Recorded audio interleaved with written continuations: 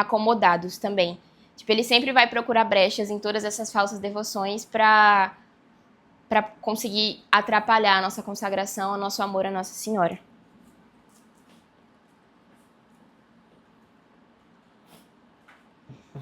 E também, dentro desse mesmo tópico, que muita gente, tipo, até eu no começo, na minha primeira consagração, eu tinha essa visão de que eu não me sentia preparada, não me sentia digna de estar me consagrando a Nossa Senhora. E realmente, nunca seremos dignos.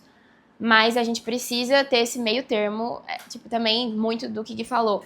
Tipo, sempre vai ter um meio termo da gente não se enxergar como dignos, mas a gente entender que Deus é misericórdia. Então, tipo, aí se encaixa a expressão de Deus ser misericórdia e amor. É da gente enxergar a nossa fraqueza, enxergar a nossa pequenez, mas com essa humildade a gente buscar a consagração à Nossa Senhora para que a gente consiga chegar a Jesus da melhor forma.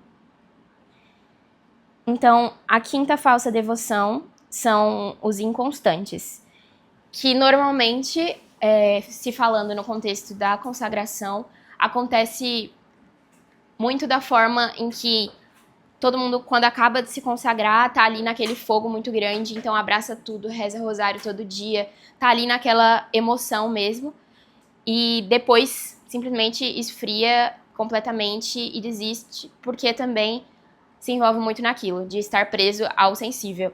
Então a gente precisa solidificar essa nossa decisão e realmente seguir de uma forma racional e ao mesmo tempo emocional. Então unir tudo em nós mesmos e a gente enxergar essa consagração como uma decisão de vida, como um estilo de vida.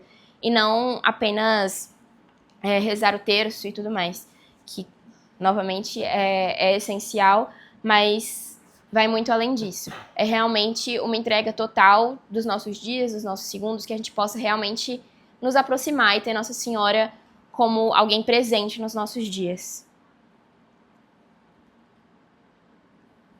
E os consagrados, eles também recebem por herança a fidelidade e essa constância quando estão realmente dispostos a vivê-la de coração. A sexta falsa devoção são os hipócritas, que eu acho que é o mais fácil, não, o último é o mais fácil de falar, mas esse também é bastante, é literalmente cobrir as suas falhas, cobrir os seus pecados com essa devoção. Então, usa literalmente como se fosse o manto de Nossa Senhora para cobrir as suas falhas, os seus pecados, a sua forma errada de viver. Então, tipo, sou consagrada a Nossa Senhora, então tá de boa as minhas falhinhas, porque isso já me deixa maravilhosa, entendeu? E não é assim que acontece. Claro que Nossa Senhora, ela realmente tudo da consagração é uma linha muito tênue, por isso que eu falei que a gente tem que vigiar muito, porque realmente nós precisamos nos colocar de uma forma humilde e entender que Nossa Senhora nos ama, mas isso não vai cobrir os nossos pecados. Isso pode, se a gente pedir de coração, Nossa Senhora pode interceder por nós para que a gente deixe de pecar e não que cubra os nossos pecados. E isso acontece também muito com os nossos méritos, né? Acontece com os nossos pecados e com os nossos méritos de formas diferentes. Nossa Senhora intercede pelos nossos pecados para que a gente possa evoluir espiritualmente e ela deixa mais bonitos os nossos méritos. Ela passa para Deus de uma forma mais bonita. Então é realmente essa forma de intercessão. A sétima falsa devoção são os interesseiros, que aí, no caso, como eu falei, é a mais fácil de falar, é literalmente essa consagração como uma forma de ou ganhar alguma coisa, ganhar algum mérito, ou como uma forma de evitar alguma doença, alguma coisa. É realmente tipo uma forma interesseira de relação com Nossa Senhora. Nessa consagração, a pessoa se consagra e passa um tempo, às vezes, de intensidade nessa consagração por alguém da família estar com algum problema. E quando se resolve esse problema, simplesmente larga todas as suas práticas de devoção. Então, realmente, a gente precisa ter essa escolha de coração e entender que é apenas por amor a Nossa Senhora e a Jesus Cristo. Na verdade, a própria consagração ela é muito bonita, né? Se a gente for ver todas as consequências e todos esses falsas devoções é por conta de como a consagração acontece, por conta dos méritos que a gente ganha. E é um pouco do que eu vou falar no próximo capítulo. Mas essa própria a presunção, o próprio, na verdade o escrúpulo e o crítico não, mas a presunção, essa devoção exterior, essas coisas são porque de fato com a consagração o nosso coração é transformado. Só que isso, obviamente, quando cai na nossa natureza pecadora, ela é corrompida e a gente consegue tornar esse negócio tão bonito, menos bonito, porque a gente acha que tá tudo bem e depois de que eu me consagrei, eu entreguei tudo para Nossa Senhora e tá entregue, eu não preciso fazer mais nada. Então é isso. De fato, pela consagração ser tão bonita, a nossa natureza humana tende a pensar que eu fiz o que eu fiz o que eu deveria. É igual muita gente, e isso é muito comum acontecer, né? Acabou a crisma, você vê a pessoa sumir da igreja porque parece que ali você fez o checklist do que precisava fazer na igreja e saiu. Então, essas coisas de fato conferem graça, mas a nossa natureza humana, quando vê a graça, parece que acha que é suficiente, né? Só que a gente nunca vai ter esse mérito da salvação e a gente nunca vai ter esse mérito por nossas forças, mas as nossas forças fazem com que esse mérito seja maior e que a graça de fato seja concebida, né? Eu vou falar um pouquinho mais no próximo capítulo, mas é muito interessante e importante a gente ver essas falsas devoções, como o Rafa falou, porque a gente consegue entender de fato, não só na consagração, mas na nossa vida, o que de forma prática na fé está me atrapalhando, né? Aqui, obviamente, tem os outros pecados, o pecado da luxúria, o pecado da avareza, que não está aqui dentro, mas com relação à fé, muitas coisas estão escritas aqui no tratado com relação à Nossa Senhora e também com relação à nossa fé. Quantas vezes a gente não se vê tendo um escrúpulo, quantas vezes a gente não se vê tendo uma certa presunção de achar que a misericórdia de Deus é infinita, e de fato é, e que eu não preciso fazer nada. Então, isso comunica, de fato, o que muitas vezes os nossos pecados corrompem a nossa fé, né? Indo de fato para o que? Das verdadeiras. Não pode falar. Aí, em contraposição, a gente entra nas verdadeiras devoções, que todas se ligam muito às falsas também, então a gente consegue entender essas duas, e como eu falei no começo, no caso, a gente entendendo as duas, a gente evita as falsas e abraça as verdadeiras. E a primeira forma de verdadeira devoção é a devoção interior, que no caso, literalmente, contrapõe ao contrário da exterior. Então, realmente, uma consagração de coração e espírito. A segunda forma de devoção verdadeira é a devoção terna, que realmente é uma confiança de um filho na sua mãe. É uma confiança total e um costume de um socorro habitual. Então, é sempre, nos piores e melhores momentos, realmente trazer à memória Nossa Senhora, trazer à memória que temos uma mãe que zela por nós. A terceira forma de devoção verdadeira é a santa, que realmente ela contrapõe muitos tópicos das falsas devoções, que é a gente entender que essa devoção realmente nos leva a evitar o pecado e a imitar as virtudes de Nossa Senhora. Então, que essa nossa devoção a gente possa entender que Jesus Cristo, como sendo filho de Maria, ele tem os traços dela, então ele tem a carga genética de Nossa Senhora, e nós, amando a Nossa Senhora, a gente consegue imitar as virtudes dela e realmente amar a Jesus da melhor forma. A quarta devoção verdadeira é a devoção constante, que nos torna corajosos realmente e de opor-nos ao mundo e da gente realmente tomar isso como uma decisão de vida. E caso a gente caia, que muito provavelmente vai acontecer, nós, como eu falei sobre a nossa dignidade, nós nunca seremos dignos, então a gente não pode também se prender nessa ideia de que a gente só vai se consagrar, de que a gente só vai viver tudo isso quando nós formos dignos disso, porque a gente nunca vai ser. A gente precisa entender que nas nossas quedas a gente tem uma mãe para socorrer. Então a gente precisa levantar a nossa mão e para que Nossa Senhora consiga nos levantar. E essa devoção verdadeira através da constância, ela é vivida através da fé e não dos sentimentos. E a quinta devoção verdadeira é a desinteressada, que realmente é o oposto da interessada, né, claramente, que é uma devoção que não busca a si mesma, ela busca realmente amar e servir a Nossa Senhora por todo o sentido que a gente entende durante esse processo formativo. A gente realmente entende que Nossa Senhora deve ser amada e nós precisamos amá-la tanto no Calvário quanto nas bodas de Caná. Então, realmente amá-la de uma forma total e a gente consiga meditar a vida de Jesus Cristo e para que faça mais sentido a nossa devoção e não como uma busca individual e egoísta. No livro, ele fala sobre algumas práticas da verdadeira devoção. E eu não vou prolongar muito. Eu acho que é interessante vocês verem, porque é de fato o que a gente sempre escuta. Eu acho que o ponto abaixo disso é mais importante, então é o ponto que eu vou me estender mais.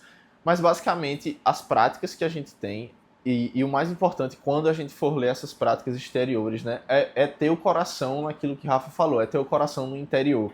Então, de fato, quando eu vou rezar um texto, quando eu vou fazer qualquer coisa, eu me colocar interiormente naquela presença de Deus e da Virgem Maria. Então, todas as coisas que eu for fazer, né? Não só essas práticas, como a prática de fazer jejum, a prática de dar esmola, todas as práticas que ele fala aqui no livro, e eu não vou falar tanto, a própria prática da cadeia, do terço, ter-se e se colocar interiormente nessa presença de Deus, porque é de fato isso que vai transformando o nosso coração e isso que nos dá a graça, né? A prática exterior sem nada, uma dor exterior sem ser conferida com graça e com amor não é nada. Porque, e aí tem um exemplo que usa às vezes, né? Quando fala que a dor santifica, mas na verdade é a dor vivida com amor que santifica, porque se a dor santificasse, todos os escravos seriam santos, mas na verdade quando você vive essa dor com amor, que lhe santifica. Então, essa importância da vida interior que faz com que as nossas obras exteriores sejam santificadas, né? Então, esse é o comentário que eu queria fazer das práticas exteriores. Aí a gente entra, de fato, para o capítulo 4, que ele vai começar a explicar a natureza da consagração, porque quando a gente começa essa devoção e a gente parte para a consagração, a gente vai entender o que de fato vai acontecer. E essa, às vezes, é a parte que assusta um pouco, e foi uma parte que me assustou, assim, mas pelo nosso olhar humano, né? A consagração ela é vista como uma renovação dos votos do batismo. O que é que acontece no batismo? Antes de uma pessoa ser batizada, aquela alma ela não pertence a Deus. Aquela alma ela é escrava do demônio. Porque ela não se uniu a Deus e não nasceu para a fé, não nasceu para o céu. Então, quando essa alma é batizada, ela passa a pertencer tudo aquilo que ela é para Deus. A alma ela começa a nascer e existir para Deus. De fato, ela foi feita por isso. A alma ela é criada para Deus, mas com a corrupção do pecado, ela é perdida. Essa natureza divina que a alma tem, ela é perdida com o pecado. E todos nós sabemos que nós nascemos com o pecado original e isso é redimido com o batismo. Então, a consagração, ela ser uma renovação dos votos do batismo, ela de fato reafirma isso na nossa alma e no nosso coração, de que a gente pertence a Deus, só que agora por intermédio da Virgem Maria.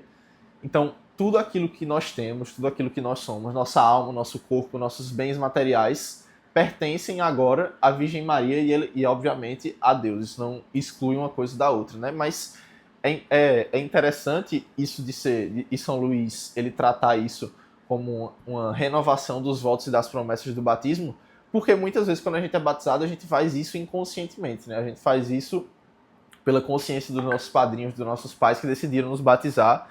E agora é só um ato que a gente pode fazer com a nossa confirmação, né? Assim como na crisma, a gente decide fazer isso, na consagração mais ainda. A gente decide buscar essa renovação dos votos do batismo.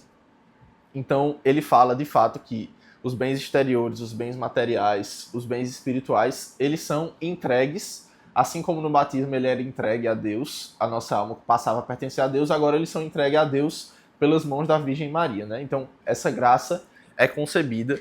E aí entra também o ponto dos bens espirituais, né? Que é uma parte um pouco mais complexa, mas é importante vocês entenderem que existem 3 bens espirituais, que são os bens meritórios, os impetratórios e os... Espera que eu perdi o nome. Impetratórios e os propiciatórios. Acho que são esses três. Eu sei que esses dois são certeza, os meritórios e os impetratórios, e aí eu vou ver o nome do terceiro aqui se eu acho. Mas o que esses bens espirituais são, né? E aí a gente muitas vezes não entende isso porque muitas vezes nossa cabeça está corrompida graças aos nossos queridos irmãos protestantes que afirmam o quê? Que somente com a graça nós somos salvos. Ou seja, eu não preciso fazer nada para ser salvo, porque a graça já me salvou, então eu não preciso me transformar. De fato, é somente com a graça que nós somos salvos, mas isso não quer dizer que a gente não precise fazer alguma coisa para ser salvo, né? Porque, de fato, só com as nossas ações e só com os nossos méritos, se Jesus não tivesse descido à Terra e não tivesse morrido por nós, e eu tentasse pelos meus próprios méritos ganhar a salvação, eu não conseguiria. Quando Jesus desce, se faz homem e morre por nós, ele ganha essa graça e nos concede a graça de ser salvos. Só que a gente precisa ganhar essa graça e aumentar para a gente ter mais méritos e ter mais potência nessa graça, né? Então, uma analogia que usam é, imagine que a graça é um oceano infinito. Eu posso encher uma tampinha de uma garrafa com esse oceano, eu posso encher uma piscina, eu posso encher o Oceano Atlântico. Então, continua sendo graça e eu continuo sendo completo da graça. Mas existem diferentes quantidades de graça que a pessoa pode alcançar. Então, obviamente, um São Padre Pio, uma Santa Teresinha, é inegável que aquela pessoa alcançou mais méritos e mais graça do que eu, por exemplo, ou do que qualquer pessoa. Então, esse pensamento de que só a graça basta e que só a fé basta, ele corrompe um pouco a gente de achar que a gente não precisa fazer nada. Mas, de fato, a gente é salvo pela graça, a graça é importante, sem a graça nós não seríamos salvos. Mas nós precisamos correr e crescer em graça, né? Então, esse é o ponto importante e é um ponto que choca um pouco na consagração. Por quê? Porque assim como os nossos bens materiais, nossos bens exteriores, nosso corpo, a nossa alma, é entregue à Virgem Maria, os nossos bens espirituais também são entregues. Então existe o bem meritório, que são aqueles bens que nós conseguimos por nossos méritos. Então, uso o termo que é aqueles bens que são justos, que sejam pagos por isso. Então, um salário, uma pessoa quando trabalha, ela recebe um salário por justiça, porque ela trabalhou e recebeu aquele salário com mérito. Então, esses são os bens meritórios espirituais, que são pelas nossas ações, pelo que a gente faz. Esses bens, eles são intransferíveis e eu não posso passar esses bens meritórios para outra pessoa. Então, na consagração, o que acontece? Esses bens, eles são... nós entregamos nas mãos da Virgem Maria para ela guardar e fazer o que ela bem entender. Então, e aí ele usa até um exemplo no livro, que, por exemplo, a pessoa está em pecado mortal e, enfim, está em um cenário de morte e não tem o que fazer. A Virgem Maria, ela pode, por ter esses bens meritórios com ela pode fazer com que a pessoa alcance uma contrição perfeita. Enfim, são destrinchamentos que não vale a pena fazer aqui. Mas o que é importante saber desses bens meritórios, na consagração eles são entregues à Virgem Maria e ela guarda e são intransferíveis, né? E aí existem os dois outros bens, que são o propiciatório e eu não vou lembrar o nome agora. Mas um dos bens, eles são os bens que são para as almas do purgatório. Então, quando a gente vê uma indulgência, quando a gente faz alguma penitência para alguma pessoa, quando a gente reza por uma alma no purgatório, a gente está, com os nossos méritos aqui na Terra, a gente está fazendo com que essa pena de alguém lá no purgatório seja menor. E esses bens também são entregues à Virgem Maria, mas agora ela faz o que ela quer. Então, a partir do momento que eu me consagro a Nossa Senhora e eu quero oferecer uma indulgência pela alma do meu avô,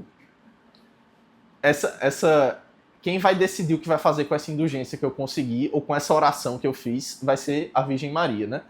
Não só isso do purgatório, como também para as coisas aqui na Terra. Então eu vou rezar um terço para a saúde da minha mãe. Eu vou rezar um terço para conseguir um emprego. Eu vou rezar um terço para pedir certas coisas, para, enfim, alcançar uma graça.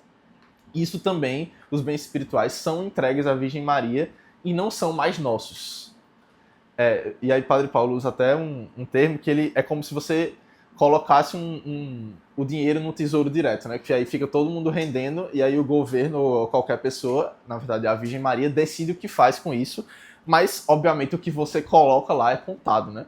Então, isso aí é o que choca um pouco, porque aí a gente começa a pensar, caramba, agora tudo que eu vou rezar não vai ser meu, cadê meus méritos e tal, enfim, todo o meu esforço vai ser em vão. Mas isso de fato é um pouco do nosso pensamento humano de achar que a gente é melhor ou de que achar que a gente decide as coisas melhor do que Deus e do que a Virgem Maria, né? A gente está vendo agora o que está acontecendo com a morte do Papa e com o conclave, e o que mais aparece são pessoas falando como se elas devessem falar ao Espírito Santo quem deveria ser o Papa, né? Então, isso acontece com tudo na vida, e isso acontece também com o nosso pensamento de achar, caramba, essa consagração aí, a partir de agora, nenhuma oração que eu fizer vai ser com mérito meu, eu não vou ganhar esse esforço. Mas, de fato, se a gente parar para pensar, ela tem muito mais... a mãe de Jesus tem muito mais proximidade, sabe, não tem um olhar corrompido e sabe muito mais o que fazer com isso do que a gente, né? Muitas vezes o nosso olhar para uma cura, para a alma de uma pessoa, para qualquer coisa que a gente peça aqui na Terra, para um emprego, ele é corrompido. E quando a gente entrega isso nas mãos da Virgem Maria, ela de fato traz essa pureza e faz com que isso seja entregue de uma forma melhor ao nosso Senhor, né? E a Deus. Então, tem uma historinha que conta no livro, e aí eu vou ler porque eu não vou lembrar decorado, né? Mas é uma história muito bonita que o próprio São Luís Maria fala. E se a gente for perceber, de fato, e meditar um pouco com isso, talvez seja um pouco de tarefa de casa, né? Da gente pensar um pouco como essa consagração vai cair pra gente e como, de fato, isso que do começo pode parecer um susto. Caramba, o que eu vou rezar agora não vai ser eu que vou decidir o que vai acontecer. Como isso, de fato, é uma grande graça, né? Então, imagine que um pobre camponês quer oferecer, por gratidão ao rei, um presente. Então ele colhe lá no pomar dele umas maçãs. Mas umas maçãs bem ordinárias, nada muito bonita, nada muito vistosa, nem tão grande, mas ele queria presentear isso ao rei. E ele apresenta então a rainha e diz: olha, minha mãe, eu estou tão acanhado, eu só tenho isso para oferecer ao rei. O que a rainha faz? Ela pega uma salva de prata na cozinha, acrescenta lá uns frutos mais maravilhosos e bonitos, e coloca também as pequenas maçãs do camponês, e apresenta tudo isso ao rei. O rei, de receber essas coisas da mão dela, fica emocionado e diz: a minha rainha querida está me dando um presente tão belo, mas lá dentro, do meio daquela salva de pratas com frutos tão bonitos apresentados por uma rainha tão amada e querida, o rei recebeu também os pequenos frutos, bichados, impuros e imperfeitos, mas adquiridos das mãos delas, tornam um valor incomensurável. Por que ter medo de oferecer tudo a ela? Não podemos ter medo, na verdade, isso é um grande investimento. Então, eu acho que para mim esse conto que São Luís Maria fala, ele representa de fato o que a consagração é, né? É a gente sendo esse camponês que muitas vezes a gente acha que a maçã é o melhor presente que Deus poderia receber e que as nossas orações têm um valor gigante, mas dentro do contexto, as nossas orações têm de fato o valor de uma maçã, né?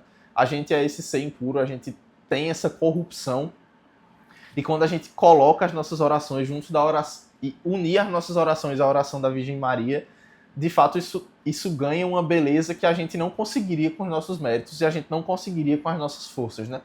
Isso, para mim, é a representação perfeita da consagração. Eu confiar totalmente na Virgem Maria e entregar as minhas orações, entregar a minha vida, entregar os meus bens a ela e deixar com que ela cuide. Porque, com certeza, todas as obras e tudo aquilo que ela faz agrada muito mais a Deus do que aquilo que a gente faz, né? Então, de fato, essa entrega total dos bens espirituais, essa entrega total dos nossos méritos, dos méritos das outras pessoas, não quer dizer que nossos familiares vão ser esquecidos, não quer dizer que ela vai esquecer aquilo que a gente está pedindo. Pelo contrário, ela vai deixar isso de uma forma cada vez mais bela e vai tornar as nossas orações, que seriam maçãs pequenas, em um grande conjunto de ouro, e vai entregar ao rei, que é Deus, né? Então, de fato, essa é, para mim, né, a parábola mais importante que ele conta, a história mais importante, e que a gente comece a entender o que, de fato, essa consagração transforma no nosso coração, né? Tendo isso no nosso coração e no nosso interior, a gente começa a fazer com que nosso exterior comunique isso. A gente começa a perceber que a humildade é o caminho, que, caramba, nada aqui me pertence, né? Tudo que eu fizer agora, eu não vou entregar. Isso também vai fazer parte da nossa oração. Ó, essa aqui é a minha vontade, mas na verdade eu quero que faça a tua vontade, porque tu tem uma vontade maior. Então, essa de fato vai comunicando o nosso interior e vai tornando a nossa oração, vai tornando tudo aquilo que a gente faz um pouco mais agradável a Deus, né? É isso que a gente está buscando aqui, de fato, com a consagração. É fazer com que as nossas obras, fazer com que as nossas orações, fazer com que tudo aquilo que a gente faça se torne mais agradável a Deus pelas mãos da Virgem Maria. Não porque a gente merece e não porque a gente, de algum modo, é interesseiro, mas porque isso é a forma mais bonita a se chegar a Deus, e foi Ele que escolheu isso, né? Então, justamente, isso aqui, essa parábola não tem que tornar de fato como um interesse. Ah, caramba, agora eu vou entregar tudo à Virgem Maria, ela vai fazer, minha vida vai ficar muito boa. Não, pelo contrário, a gente tem que entregar porque essa é a forma como as coisas têm que ser. Essa é a forma como Deus quis que acontecesse, né? Acho que essa é a mensagem final que eu queria passar. Eu acho também importante, assim, falar um pouquinho mais só sobre a oração do terço do Santo Rosário, que se a gente for parar para ver, assim, todos os santos tiveram e tem essa prática como algo contínuo, porque quando a gente entende o sentido do rosário, o sentido dos mistérios do terço, a gente consegue entender também o sentido da nossa consagração. Quando a gente vê cada mistério, o nascimento de Jesus Cristo, a crucificação de Jesus Cristo, o primeiro milagre nas bodas de Caná, tudo quando a gente vai rezando o Santo Terço, e o Santo Terço realmente, a Nossa Senhora, a gente entende que rezando o terço a gente está adorando a Jesus Cristo através dele. Então, quando a gente medita os mistérios do terço, a gente está, de certa forma, vivendo essa devoção que a gente vai viver de forma mais viva agora nessa consagração. Então, eu queria que vocês fechassem os olhos, por favor, para que a gente realmente possa fazer esse momento de meditação e esse momento de entender a nossa consagração como uma forma decisiva de vida. Como o essencial dessa devoção consiste no interior que ela deve formar, não será igualmente compreendida por todos. Uns ficarão no que é exterior e não passarão além, e estes serão a maioria. Outros, e serão em pequeno número, penetrarão no interior da devoção, mas subirão um degrau. Quem subirá ao segundo, quem chegará ao terceiro, e quem aí se estabelecerá de uma maneira permanente. Só aquele a quem o Espírito de Jesus Cristo revelar este segredo. Será ele próprio quem conduzirá a alma fidelíssima para lá, para avançar de virtude em virtude, de graça em graça, de luz em luz, até que chegue à transformação de si mesmo em Jesus Cristo, a plenitude da sua idade na terra e da sua glória no céu. Que nós possamos realmente entregar o nosso coração, que nós possamos abrir o nosso coração e ter isso de uma forma decidida. Que o nosso coração se esclareça, a nossa inteligência, que nós, através dessas formações, possamos entender o porquê nós devemos amar tanto a Nossa Senhora. Que o nosso coração tenha viva a visão daquele momento do caminho do Calvário, onde Nossa Senhora encontra Jesus Cristo e ali passa um filme diante dos olhos dela. Ali passa toda a vida de Jesus Cristo, tudo aquilo que ela viu acontecendo, os primeiros passos de Jesus. Ela viu tudo aquilo que nós não vimos. Nós temos a graça de ver muito de Jesus Cristo. Jesus, ele é muito presente em nossas vidas, mas peçamos a graça de poder enxergar mais intimamente Jesus Cristo através do coração de Nossa Senhora, aquela que amou todos os detalhes dele, e que o nosso coração possa realmente entrar nessa intimidade com a mãe e o filho, para que a gente possa viver a nossa vida, viver a nossa consagração da melhor forma, que a gente possa realmente encontrar esse sentido. Ave Maria, cheia de graça, o Senhor é convosco. Bendita sois vós entre as mulheres, e bendito é o fruto do vosso ventre, Jesus. Santa Maria, Mãe de Deus, rogai por nós, pecadores, agora e na hora da nossa morte. Amém. E também a gente clame ao Santo Anjo para que, de fato, ele faça presente e ele seja como esse intermediador também, que as nossas orações sejam entregues a Deus pelas mãos dele e que ele seja esse santo anjo auxiliador para nos lembrar do que foi visto agora, para que no momento que a gente queira se tornar presunçoso, a gente se torne humilde, no momento que a gente queira se tornar aquele devoto exterior, aquele devoto que não está comunicando o interior, ele nos lembre de fato do que é a verdadeira devoção e que as nossas obras cada vez se tornem mais agradáveis a Deus a partir disso.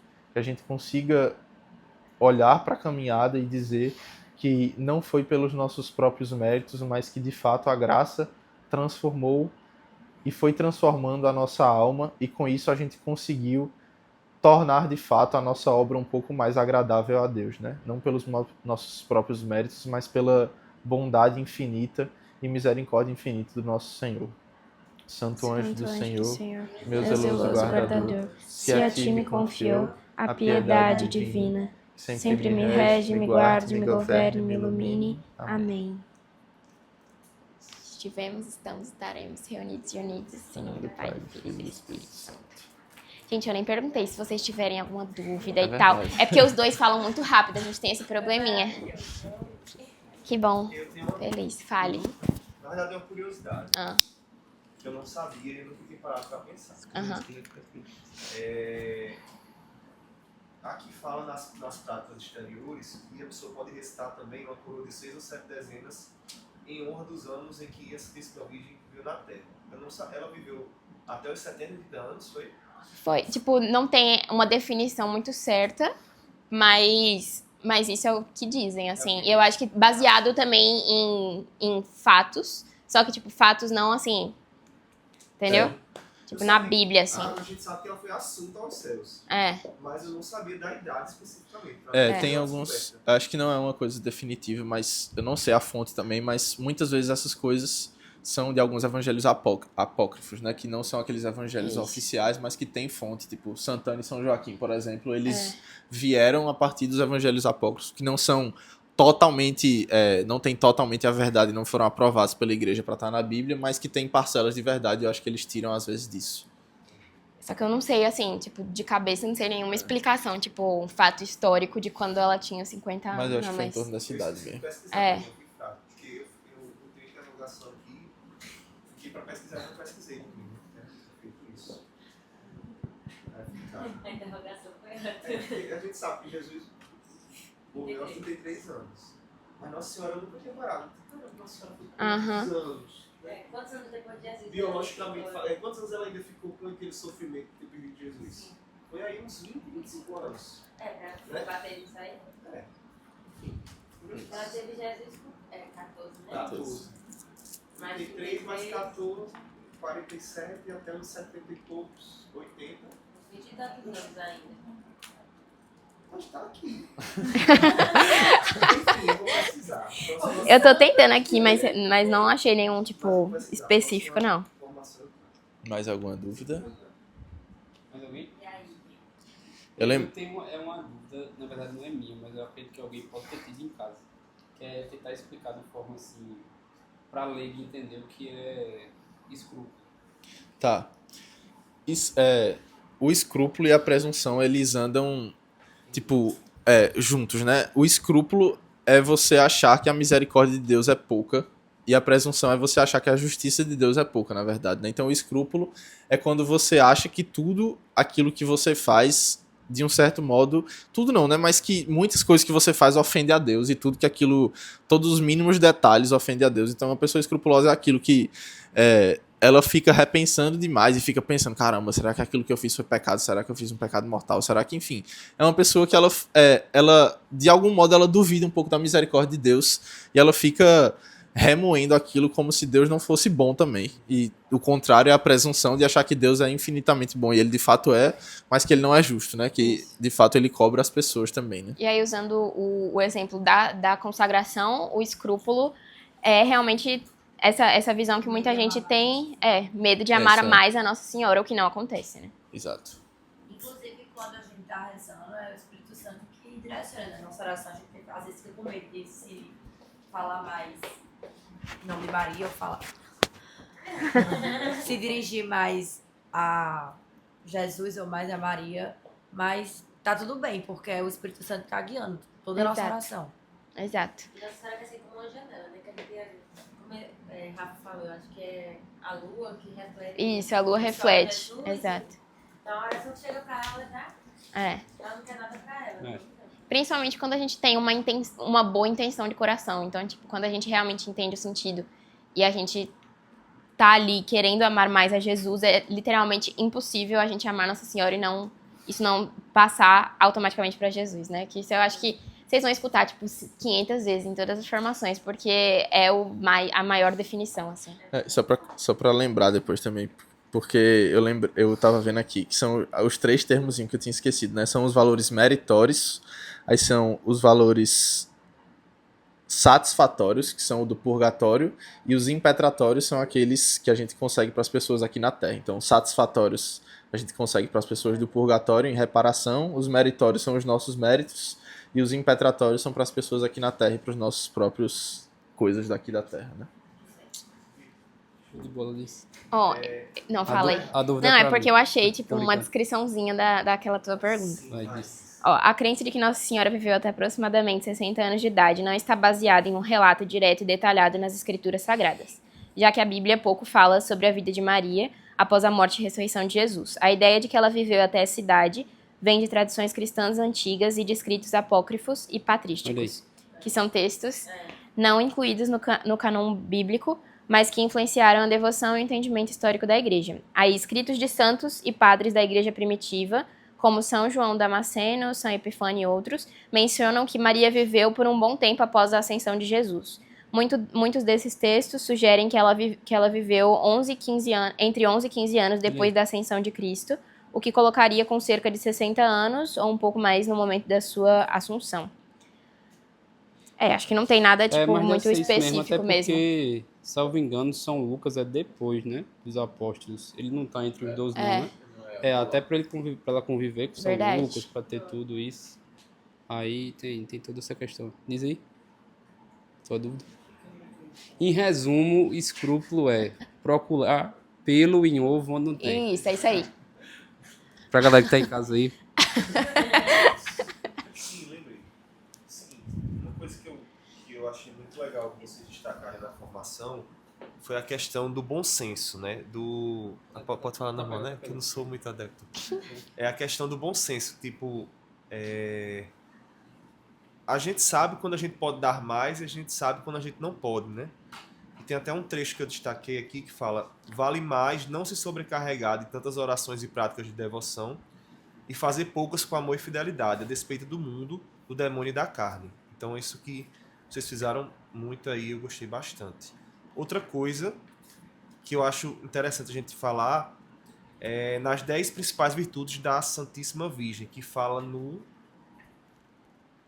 quando fala da verdadeira devoção, quando fala que a verdadeira devoção é santa. Uhum. Aí fala especificamente as 10 principais virtudes, que eu realmente sabia daquelas mais genéricas que a gente vê e tal, mas aqui fala especificamente as 10, que é humildade profunda, contínua oração, obediência cega, fé viva, mortificação universal, pureza divina, caridade ardente, paciência heróica, doçura angélica e sabedoria divina. Enfim, a gente sabia de algumas características, mas aqui fala a característica e a intensidade da característica, né? Enfim, achei É massa. interessante. Massa. É Isso- importante, tipo, a gente saber também dessa listinha pra que, tipo, porque claro que o Espírito Santo conduz o nosso coração quando a gente se aproxima de Nossa Senhora a realmente imitá-la, mas, tipo, quando a gente sabe, né, essa listinha, a gente consegue focar mais e entender, assim. E outra coisa, isso resume bem, tipo, o sábado, né, santo? Porque se a gente for pensar, cadê me daqui? tipo, que a Santa Igreja ensina, né? Que no Sábado Santo a igreja se resumia a Nossa Senhora. Então ela tinha uma humildade profunda, né? Como a gente já sabia, já que humildade a pessoa sabe que Nossa Senhora tem, mas profunda já é um negócio que já foi até, acho que Nicolas, que ele falou na formação passada. Ele explicou bem direitinho, dizendo que tinha os santos, né? Tem São José e tem Nossa Senhora. As virtudes, na realidade, de Nossa Senhora sempre são muito mais avantajadas e, como o Guilherme falou, na questão do vaso, né? Da pessoa ter, São Padre Pio tinha um vaso grande que foi preenchido de grande abundância, assim, da água, da graça. O de Nossa Senhora, se a gente for pensar, é um negócio gigantesco, entendeu? Por isso que tem. E principalmente aqui, ó, quando ela fala da contínua oração. Essa é uma das características assim, mais marcantes de Nossa Senhora, porque ela tinha tanta intimidade com Jesus que tudo ela fazia em espírito de oração, tudo ela fazia para Nosso Senhor Jesus Cristo e com Nosso Senhor Jesus Cristo. Eu ia comentar alguma coisa, sendo que eu esqueci o que eu ia comentar. Oh, meu Deus. Eu esqueci, velho. Mas enfim, agradecer a quem está em casa, né? Você pode pegar... Parece um programa de TV.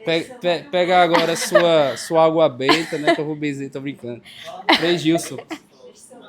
Ei, sim, um detalhe importante. Quem estiver assistindo aqui esse vídeo, por favor, se inscreva no nosso canal. Nós estamos precisando de 50 inscritos para fazer essa transmissão aqui. Tá gravada ao vivo, entendeu? Para não ficar subindo depois. Caramba, não sabia não que tinha. A gente precisa de 50 inscritos. Mandem para sua mãe, seu papagaio, enfim, seus amigos. Eu não lembro mais o que eu ia falar. Oh, meu Deus, esqueci. Mas, enfim, bora fazer a oração, né? Bora. Se eu lembrar, eu falo na oração.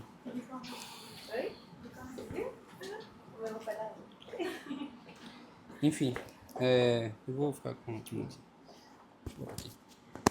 Mas agradecer a presença dos meninos. Foi mais uma formação muito, muito providente, né? Dá para perceber cada vez mais que Nossa Senhora está realmente, como a gente vem colocando nas nossas orações, que ela está passando na frente da nossa consagração. Pessoal que não está podendo vir às formações estão elogiando a gente, estão falando que, graças a Deus, todas as formações têm sido maravilhosas. Então, rezemos para que tudo que foi passado pelos meninos hoje, que realmente eles foram o caminho do Espírito Santo para nos passar os conhecimentos da fé católica, fiquem gravados em nosso coração, né? Sejam frutificados em nossa vida, para que da mesma forma que Gui, que Rafa falaram, né, que a nossa vida seja um transparecer do amor a Cristo por Nossa Senhora, né? Rafa falou uma coisa que foi muito bonita, que foi o caminho do devoto, né, Nossa Senhora, que nada mais é que o caminho de Cristo, né, a gente ser realmente devoto. Então rezemos uma Ave Maria, pedindo que Nossa Senhora passe à frente da nossa consagração, passe à frente das nossas responsabilidades, do nosso trabalho, dos nossos estudos, né, das nossas famílias, distribuindo as graças, né, que vão a partir de agora, como o Gui falou, estar confiadas a ela da melhor forma possível para que a vontade de Deus se cumpra na nossa vida. Ave Maria, cheia de graça, o Senhor é convosco. Bendita sois vós entre as mulheres, bendito é o fruto do vosso ventre, Jesus. Santa Maria, Mãe de Deus, rogai por nós, pecadores, agora e na hora da nossa morte. Amém. Pai nosso, que estais nos céus, santificado seja o vosso nome. Venha a nós o vosso reino. Seja feita a vossa vontade, assim na terra como no céu. O pão nosso de cada dia nos dai hoje. Perdoai as nossas ofensas, assim como nós perdoamos a quem nos tem ofendido. E não nos deixeis cair em tentação, mas livrai-nos do mal. Amém. Rezemos um santo anjo, pedindo a graça de nosso santo anjo da guarda nos ajudar até o dia da consagração, abençoar também a nossa volta, a nossas casas, né? E contribuir para que tudo siga conforme a vontade de Deus, também nesse caminho, até a consagração e depois da consagração, né? Santo anjo do Senhor, meu zeloso guardador, se a ti me confiou a piedade divina, sempre me rege, me guarde, me governe, me ilumine. Amém. Amém. Estamos reunidos e unidos. Em nome do Pai, do Filho e do Espírito Santo. Amém. Amém. E aí, pessoal, foi ótimo. Obrigada. Deixa eu parar aqui. Ei, tchau vocês aí.